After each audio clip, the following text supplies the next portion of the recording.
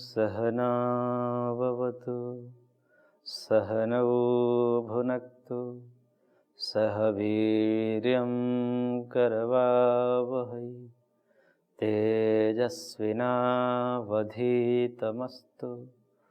मा विद्विषावहै। ॐ विश्वानि देव सवितर्दुरितानि परासु यद्भद्रं तन्न आसुव। ॐ शान्तिः शान्तिः शान्तिः। ओम श्री परमात्मने नमः। न्याय दर्शन की कक्षा में आप सभी का हार्दिक अभिनंदन है। न्याय दर्शन के हम दूसरे अध्याय के दूसरे आह्निक के चौथा प्रकरण पर विचार करेंगे। 3 प्रकरणों का काफ़ी विस्तार से विचार हम कर चुके हैं। चौथे प्रकरण का नाम है प्रासंगिक अवयवी परीक्षा प्रकरण, और यह प्रकरण प्रासंगिक है। प्रासंगिक अर्थात प्रसंग से जुड़ गया। वस्तुतः इसका महत्व नहीं था, इसका आने का कोई मतलब नहीं था, परंतु प्रसंगवशात क्योंकि सिद्धांती ने, महर्षि ने एक अवयवी रूपी नया सिद्धांत खड़ा किया है, तो उस अवयवी रूपी नया सिद्धांत खड़ा करने के कारण अवयवी क्या है, ये अवयवी होते हैं या नहीं होते हैं, इस प्रकार से अब एक नया प्रसंग शुरू होगा जिसमें पूर्व पक्ष अवयवी को नहीं मानेगा और कहेगा कि अवयवी ये होते ही नहीं, और सिद्धांती उसको सिद्ध करेंगे।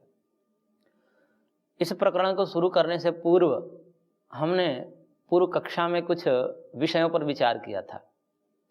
जैसे चूंकि यह सिद्धांत जो है बौद्धों के नाम से प्रसिद्ध है, बौद्ध सिद्धांत है, अवयवी को न मानना, परमाणु समुदाय को मानना, ये सब बौद्धों के सिद्धांत हैं। और इस पर हमने पूर्व की कक्षाओं में विस्तार से चर्चा किया कि बौद्धों का मत हमारे दर्शन शास्त्रों में कैसे आ गए, क्योंकि भगवान बुद्ध तो काफ़ी अर्वाचीन है, बाद में हुए हैं, और हमारे दर्शन तो काफ़ी प्राचीन है।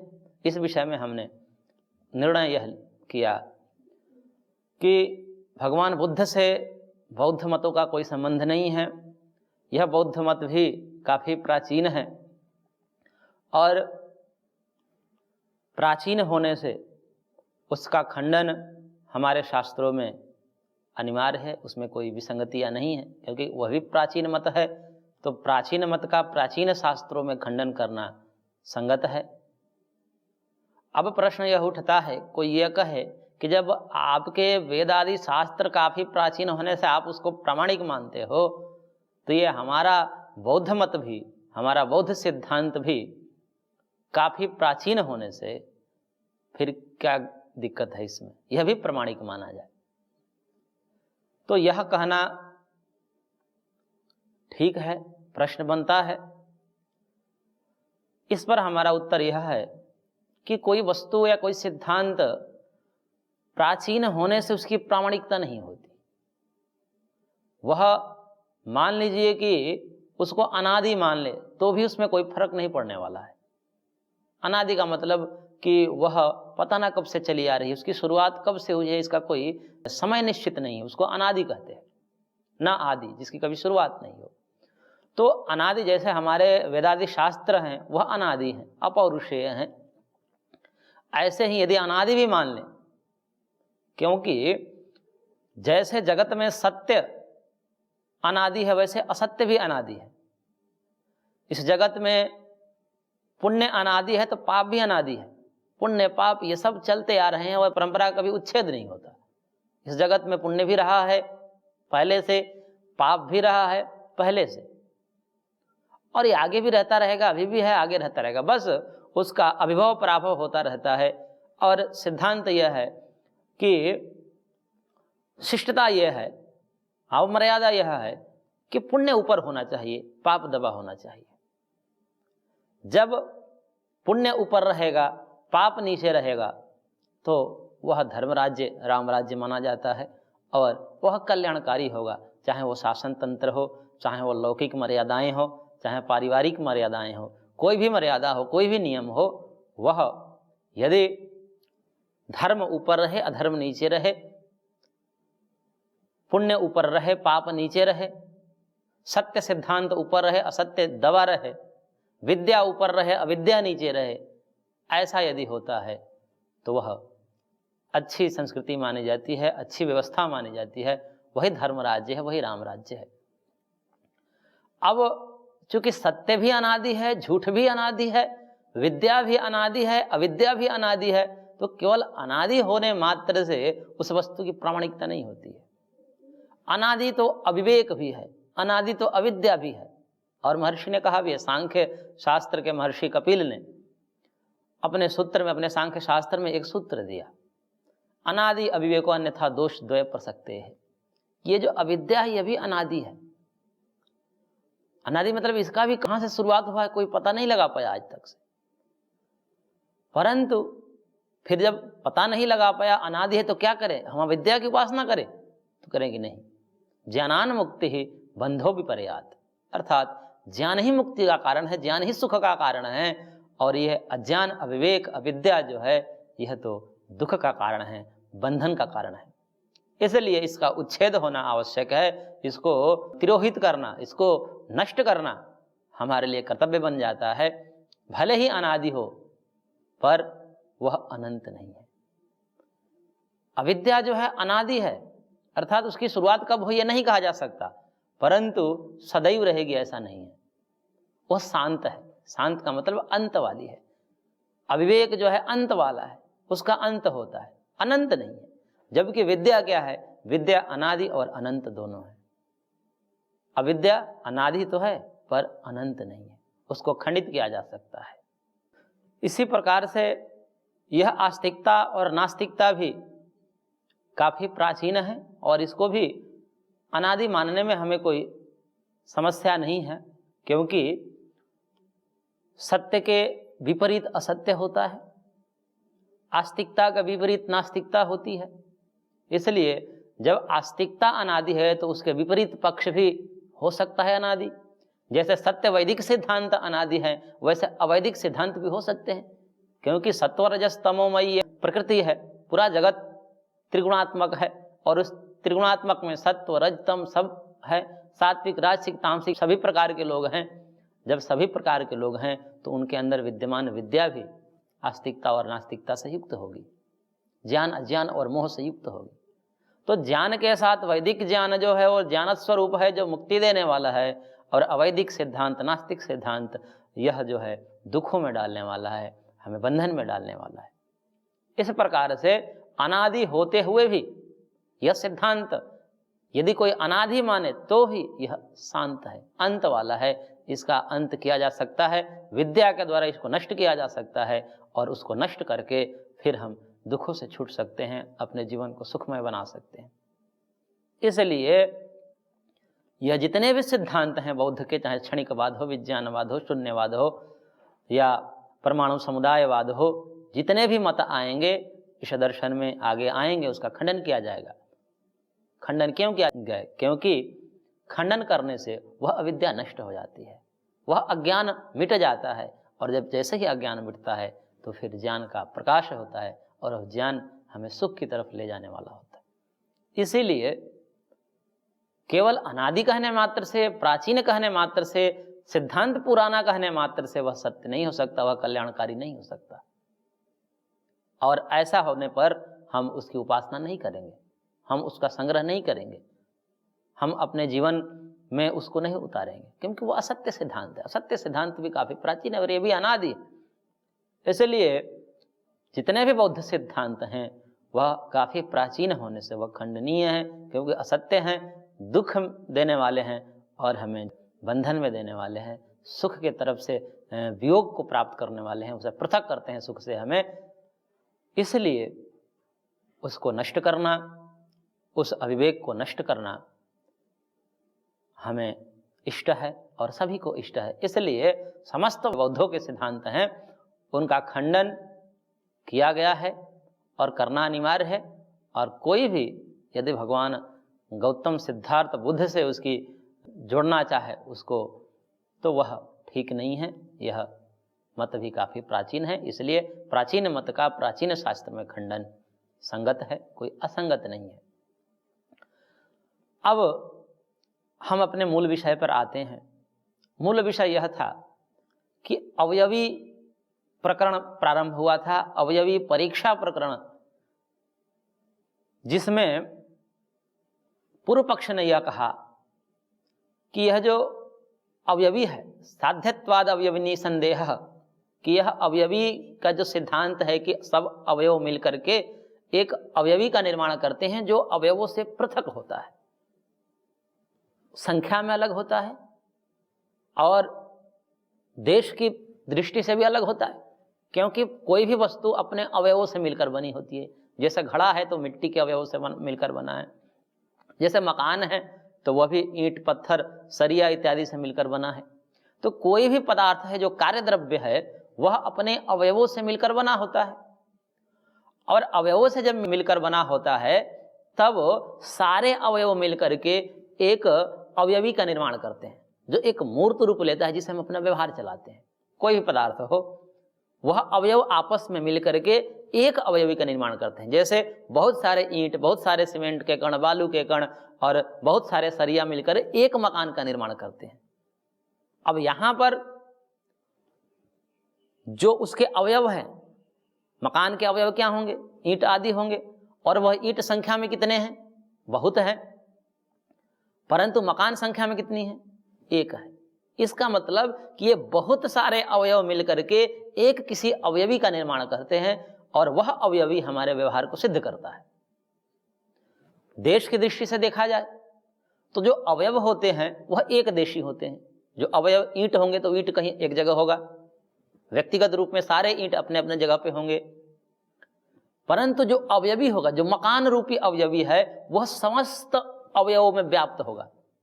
आप कहीं के ईंट को देखोगे तो वहां मकान दिखाई देगा, आप आगे से देखेंगे तो मकान दिखाई देगा, पीछे से देखेंगे तो भी मकान दिखाई देगा, ऊपर से देखेंगे तो भी मकान दिखाई देगा, अंदर से देखेंगे तो भी मकान दिखाई देगा। इसका तात्पर्य यह है कि यह समस्त अवयव मिलकर के एक अवयवी का निर्माण करते हैं, और वह अवयवी अपने समस्त अवयव द्रव्यों में व्याप्त रहता है, जिसके कारण हम व्यवहार करते हैं, जिसके कारण उस पदार्थ में एकत्व आदि संख्या का बोध होता है। इस प्रकार से महर्षि ने यहाँ पर एक अवयवी का सिद्धांत प्रस्तुत किया। अब इस विषय में पूर्व पक्ष का यह मत था कि यह तो अभी साध्य ही नहीं है कि अवयवी होता है या नहीं होता है, और साध्य कोटि में होने से इसको आप जो है सिद्धांत नहीं बना सकते, क्योंकि जो स्वयं साध्य होता है वह कभी सिद्धांत के रूप में प्रस्तुत नहीं कर सकते।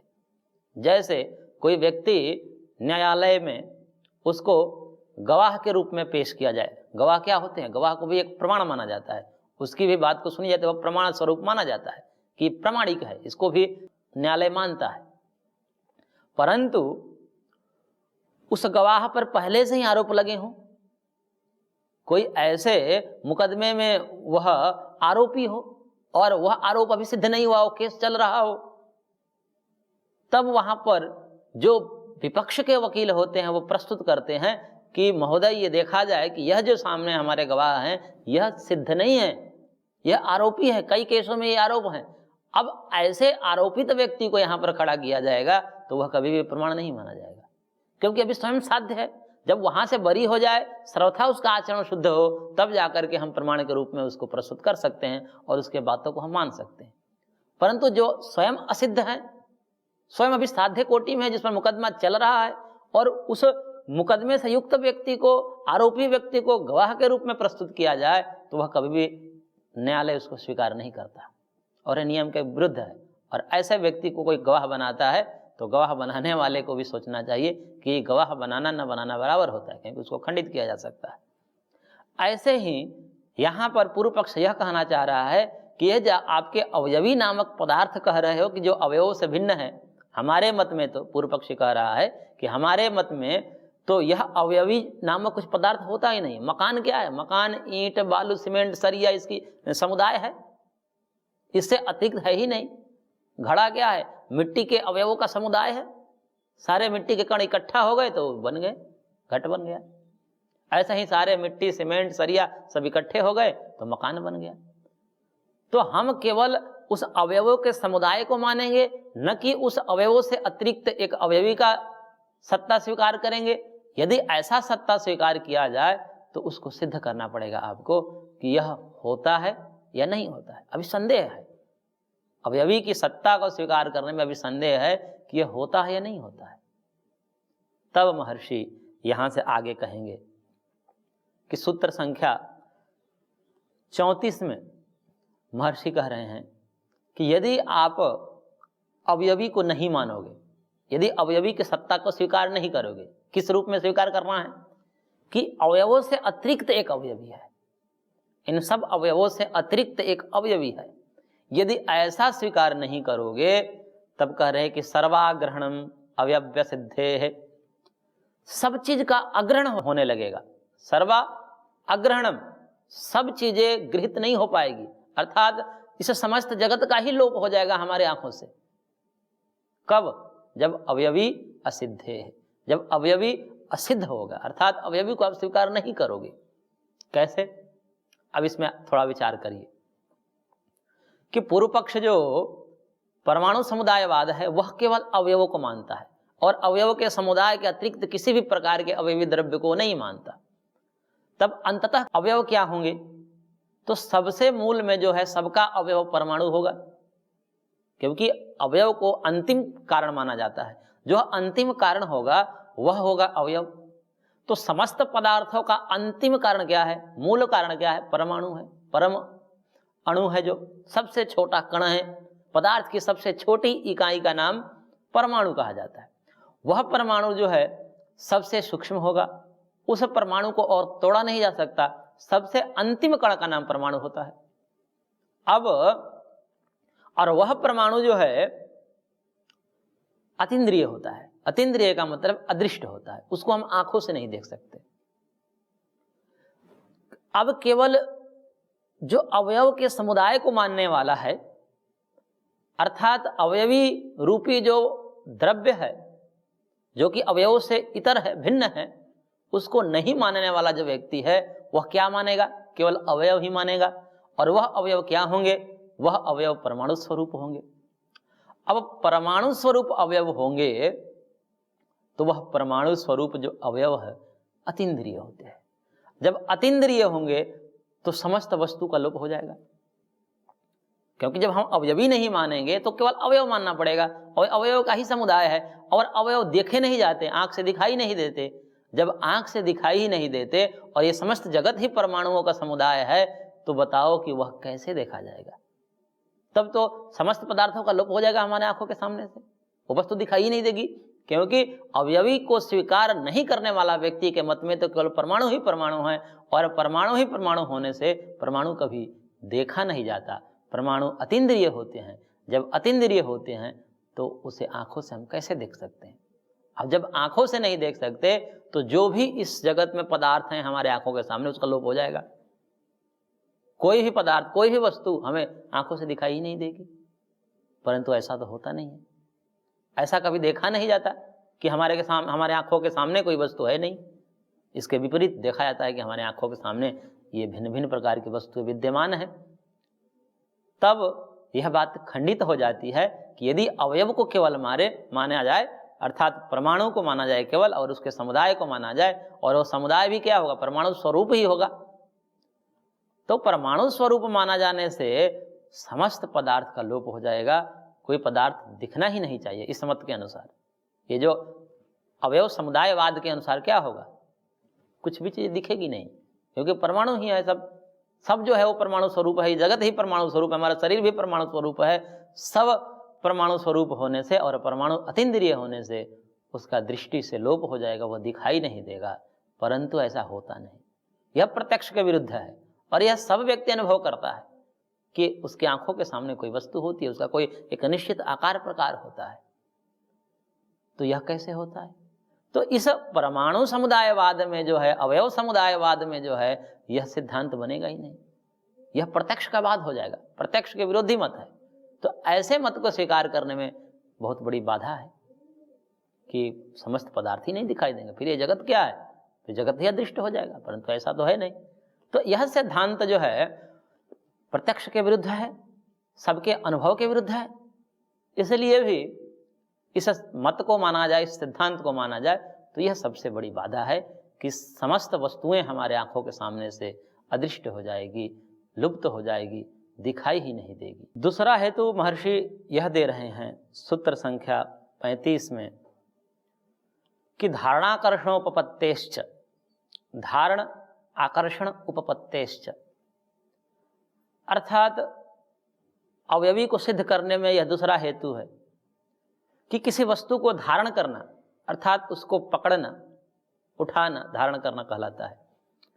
और आकर्षण, आकर्षण मतलब उसको खींचना, किसी वस्तु को पकड़कर जब खींचते हैं, यह जो धारण करना और खींचना रूपी जो क्रिया है, जो व्यवहार है, वह अवयव समुदायवाद में होगा ही नहीं। जैसे यह पुस्तक है, इस पुस्तक को हम इस किनारे को पकड़े और किनारे को जब पकड़े तो पूरा पुस्तक उठ गई। हमने पकड़ा केवल किनारा और वस्तु पूरी की पूरी उठ गई।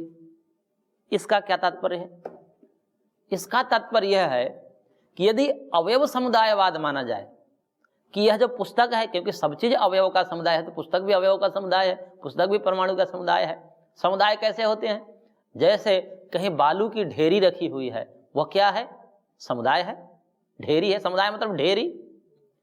तो यदि बालू की ढेरी हमारे सामने रखी जाए और उसमें से हम बालू को पकड़े एक जगह से और उठाएं, तो कितना उठेगा? जितना मुट्ठी में आएगा उतना ही उठेगा। सारा का सारा बालू का समुदाय नहीं आ सकता। ऐसे ही यदि समस्त पदार्थों को हम अवयव का केवल समुदाय माने, तो यह जो धारण करना है कि उस वस्तु के किसी एक देश को पकड़ लेते हैं तो वस्तु सारी की सारी पकड़ में आ जाती है, यह कैसे संभव है? यदि समुदाय होता तो जितना पकड़े उतना हाथ में आ जाए, बाकी वही रह जाए। ऐसा होना चाहिए समुदायवाद में तो, परंतु ऐसा तो होता नहीं। उस वस्तु का एक देश पकड़ते हैं, एक छोर पकड़ते हैं, तो पूरी की पूरी वस्तु पकड़ में आ जाती है। इसका क्या मतलब? इसका मतलब यह है कि वह वस्तु एक है, यानी कि जहां से हम पकड़े हैं वहां से लेकर के वो जितने भी वस्तु हमारे पकड़ में आ रही है, उठ रही है, जिसका धारण हो रहा है, वह समस्त का समस्त एक ही वस्तु है। यदि भिन्न भिन्न होती तो हम जितना पकड़ते उतने हाथ में आ जाए, बाकी की बाकी वहीं पर रह जाए, परंतु ऐसा नहीं होता है। इसका तात्पर्य है कि वह समस्त अवयव मिलकर के एक अवयवी का निर्माण करते हैं। अब वह एक अवयवी होने से उसका धारण हो सकता है। उसके एक छोर को पकड़ करके हम जैसे घड़े का ऊपर का भाग पकड़ लेते हैं तो पूरा का पूरा घड़ा आ जाता है। तो ऐसा क्यों होता है? ऐसा तभी हो सकता है जब हम अवयवों से अतिरिक्त एक अवयवी को स्वीकार करेंगे, तब हो सकता है। नहीं तो हम घड़े को पकड़े और ऊपर वाला भाग आ जाए, नीचे वाला रह जाए। ऐसा हो जाएगा यदि हम समुदायवाद को मानेंगे, परंतु ऐसा कभी होता ही नहीं। तो इसलिए जो सिद्धांत, जो वस्तु दृष्ट से बाधित हो रही है, प्रत्यक्ष से बाधित हो रही है, तो उसको नहीं माना जाता है, क्योंकि प्रत्यक्ष प्रबल प्रमाण है। प्रत्यक्षम किम प्रमाणम, ऐसा कहा जाता है। प्रत्यक्ष प्रमाण सबसे प्रबल प्रमाण है, और यदि कोई प्रत्यक्ष के विपरीत सिद्धांत जा रहा है तो उसको नहीं स्वीकार किया जाता है। तो इसलिए नहीं प्रमाणदिष्टस्य कल्पना विरोधो, ऐसा कहा जाता है कि भाई प्रत्यक्ष आदि जो प्रमाण से देखा गया है उसको आप कल्पना से विरोध नहीं कर सकते। प्रत्यक्ष से देखा जा रहा है, उसको कल्पना आप करेंगे ऐसे है, ऐसा है, ऐसा कभी नहीं हो सकता, उसको माना ही नहीं जाएगा। सिद्धांत प्रत्यक्ष को ही सिद्ध करता है और प्रत्यक्ष ही सिद्धांत पुष्ट होते हैं। इस प्रकार से महर्षि ने यहाँ पर अपने अवयवी को स्वीकार करके, अवयवी को सिद्ध करके एक नया सिद्धांत प्रतिपादित किए। इस प्रकार से यहाँ पर बौद्ध मत को खंडन किया गया। आगे यह खंडन जारी रहेगा। आज की कक्षा को हम यहीं पर विराम देते हैं। शेष अगले अंक में।